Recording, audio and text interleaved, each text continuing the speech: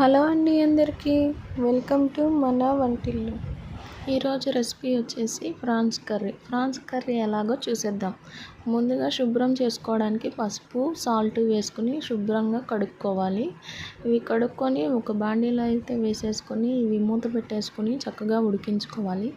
ఇవి ఉడికిన తరువాత పక్కన పెట్టేసుకొని అదే బాండీలో ఆయిల్ వేసుకొని 2 లవంగా, ఒక యాలుక్కాయ, ఒక చిన్న చెక్క ముక్క, ఒక బిర్యానీ ఆకు, కొన్ని ఉల్లిపాయలు అయితే కట్ చేసి పెట్టుకున్న ఉల్లిపాయలను వేసుకొని చక్కగా వేయించుకోవాలి. ఇవి వేగుతూ ఉండగా ఇందులో 2 కట్ చేసిన పచ్చిమిర్చి, కొంచెం పసుపు, అల్లం వెల్లుల్లి పేస్ట్ అయితే వేసుకొని చక్కగా వేయించుకోవాలి.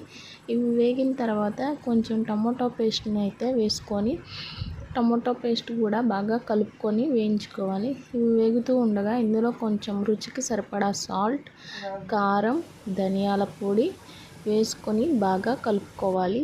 ఇది మొత్తం స్పైసెస్ మొత్తం కలిసేలా కలుపుకొని ఇవి మొత్తం కలిసిన తర్వాత ఇందులో ఇందాక ఉడికించి పెట్టుకున్న ఫ్రాన్స్ అయితే ఉన్నాయి కదా, అవి తెచ్చుకొని ఇందులో అయితే వేసేసుకోవాలి.